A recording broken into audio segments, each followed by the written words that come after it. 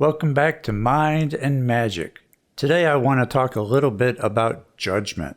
And it started when I came across these posts here. Now this wasn't a conversation that I was involved in, but when I saw these it reminded me just how many people are like this. Big Chief here says, I hate money and always have. Hate it. Everywhere you go, someone is trying to sell something and you are tied to your job until you croak. It due to all these stupid bills and taxes they come up with. It's a crazy, stressful, chaotic world that they have create for us, and I want no part in it anymore. And then another person said, exactly, I am saying this every day. Pathetic system that we live in. Money should be destroyed. First of all, and this is pretty much a constant, the only people who ever say that they hate money are people without money. And they're without money because they hate money. And so it becomes this endless loop. See, this is a perfect example, and the reason why I'm making this video, of judge not lest ye be judged. When they say that they hate money as much as they do, that's a judgment. But who is that judgment harming? Themselves. For if you hate money, money will hate you back. It's not going to want to be with someone who hates it.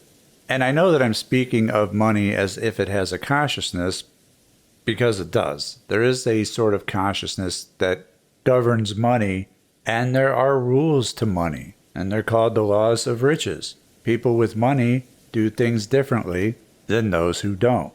But it all starts with judgment. When you make a judgment, and a negative one at that, saying that they hate money, and they got their emotions involved, their subconscious is going to do everything that it can to prevent them from acquiring money. See, when you make judgments, and I'm just using money as an example because it's an easy example. When I came across these posts, I knew that I was going to use them as an example. But it's judge not lest ye be judged, because often when you make judgments such as this, you are actually judging yourself. I've never seen anybody who has a lot of money who hates money. And they have all kinds of different excuses. Like Big Chief here saying, oh, there's all these stupid bills and taxes that they just come up with. And everywhere he goes, someone's trying to sell him something. It sounds like Big Chief here needs the laws of riches. But money is neither good nor bad. It's quite neutral. It's simply a means of exchange representing energy, the man-hours that you've put into something. It's not the fault of money that you don't have money. It's his own fault for pushing money away. The polarity of his judgment is a magnet to either attract or repel, and he's repelling. Now, I know some people are going to be like, well, if hating money drives it away from you, then shouldn't loving money bring it towards you? Well, the problem with that is the scripture saying, for the love of money is the root of all evil. It's not money itself, it's the love of money that is the root of all evil. Because if you love money, then money can pull you off of your path. It can get you to do things that you normally wouldn't do, like join OnlyFans or something, where if it wasn't for the money, you wouldn't do that. Does that make sense? That's why the love of money is the root of all evil. But you don't have to love money for it to be attracted to you. All you have to do is just not hate it. And just envision you having money every day. That's it. Of course, magic can greatly help with that. The Secrets of Wealth has gotten many people hefty returns on their initial investment. But the most foundational thing that you could do is avoid negative feelings towards money, for the reason that you don't want your subconscious sabotaging you into spending more than you earn and putting you in a position where you don't have enough. Now, as I said before, this isn't a video about money. It's about judgment, and I only used money as an example of why you have to be careful with judgment. Because underneath, there's always a way that you're judging yourself along with it. We are all part of the all. As above, so below, as within, so without. If reality in your world is a reflection of what you have going on inside, symbolically, and you're just casting judgments around, you are actually judging yourself. And so the scripture says, judge not lest ye be judged. Most people take that to mean that, oh, if you judge somebody, then you will be judged later by somebody else. But no, you're doing the judging right then with the initial judgment. It still has an effect on you, generally not a positive one. as with the example of money here. The subconscious mind is an excellent saboteur. It will come in and mess things up in a hurry if you give it cause and the instructions to do so. And as in the example, hating money is giving the subconscious cause to keep money away from you.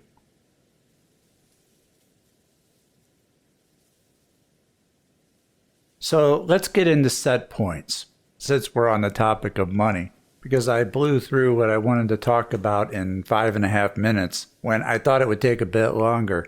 And I was wondering what I was going to talk about next to finish this video, so I called my other half while she was driving. She has a hands-free system, so she wasn't on the phone. But as we're talking, I hear a loud bam! And I'm like, what was that? And she says, somebody just hit me. They just came over to my lane and hit me. And so she had to pull over and get that all sorted out. And then when she comes home, the whole right side of her front bumper is hanging off practically. We got it back on, but there was still a bunch of cracks here and there. Her grill's busted out. But the important thing is she was unharmed, so we're grateful for that. And she's a safe driver. She's never been in an accident for as long as I've known her, and we've been together for over 25 years. She drives all the way downtown and back. She's not a reckless driver, but in any case, it was supposed to be a good day for her because she had just gotten a promotion, or I should say a raise, of 21%. Long story short, she got a job offer from another firm, and her firm didn't want to lose her, so they countered, and now she's making 6 figures. So now she's one of the few, if not the only, secretary earning 6 figures in this country. Sounds pretty good, right? It's a good deal. It's cause for celebration.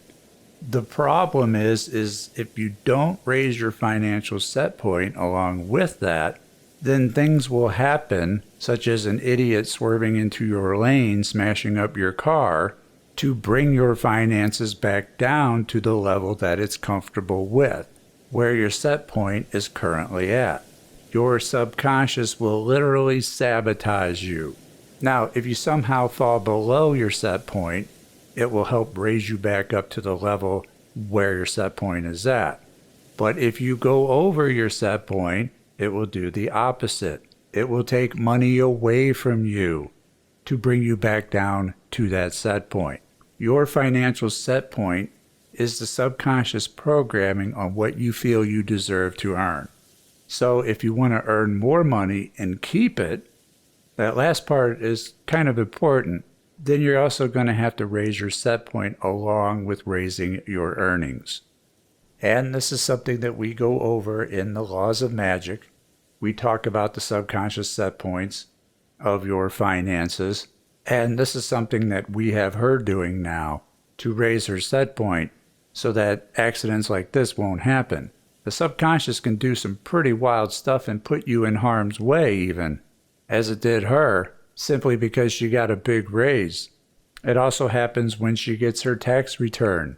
Oh, she got a few $1,000s back. Well, here comes that unexpected expense. A major appliance will crap out or something like that or need repaired. It tends to happen. I recognize the patterns. And if you've ever wondered why that kind of thing happens, this is why.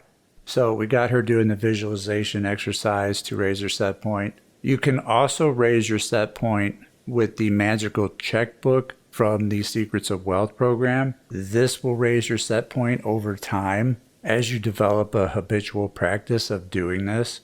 You can actually write your way into riches by doing this. But fair warning that if you do the magical checkbook and you raise your finances and then you stop doing the checkbook for a while, just as I had gotten behind in it, then your earnings will fall off. That's what happened when I got behind in my checkbook for a few months. Other things come up and need attention and you don't have enough time to sit down and write every entry into your checkbook, and then you get behind and then your earnings suffer. If you stick with it, your earnings will go up because you are reprogramming your subconscious to raise your earnings by doing this. And you should see results by the time that you've made it a habit. Now, the frequency in which you should do it is at least once a week, once every 2 weeks minimum. It just depends on when you get paid. when you get your paycheck is a good time to just do this practice. I know that many, if not most people, do not keep track of their income or expenditures, but those people are missing out on a powerful magical opportunity to increase their wealth just by doing so. The Magick checkbook is one of the most powerful money magics that you can do because it's not just a spell, you are reprogramming yourself. And I'll knock 20% off the laws of riches and the secrets of wealth for those interested in thinking about picking it up. I ended the Eclipse channel because I was overextended on time and I needed another day to help get caught up on things, the magical checkbook being one of them. And the more you get behind, the longer it takes to get caught up.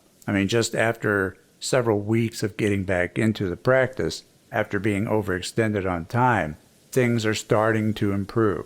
But that should tell you just how important this practice is, that I would be willing to sacrifice an entire channel so that I can have time to get caught back up on my magical checkbook and possibly have some time left over for other things.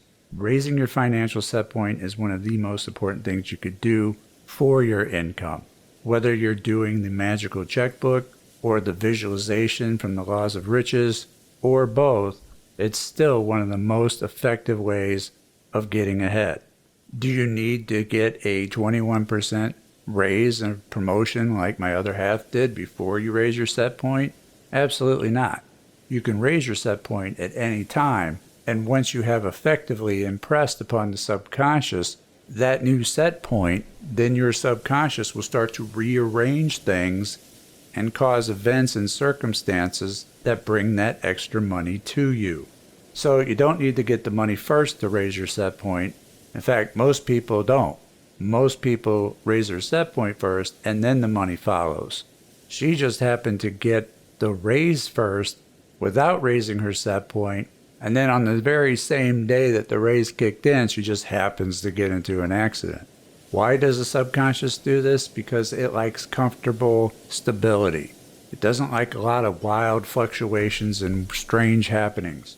I like strange happenings, more so when they're in our favor. The crazy surprises is part of the reason I stayed with Magick, for all the insane synchronicities. But this is a big one. If the people who hated money did this, took the time and raised their financial set point, they wouldn't be hating money so much. The subconscious will only give you what it feels you deserve. And so you could either live with that or you can hack into it and give it a new number. And you can start right now by writing, "Today I raise my financial set point and earn what I deserve," in the comment section. Writing can have a very big impact on the subconscious, as you'll discover with the magical checkbook. And it's always a good idea to start with an intention statement so that your intention is clear and concise to the subconscious. And when that extra money does come rolling in, consider joining us on Patreon, Subscribestar, or YouTube memberships for early access to videos like this one and other exclusive content. I'm Frater Xavier, and I want to thank you for joining me and for all your love and support, and I'll see you next time. Take care.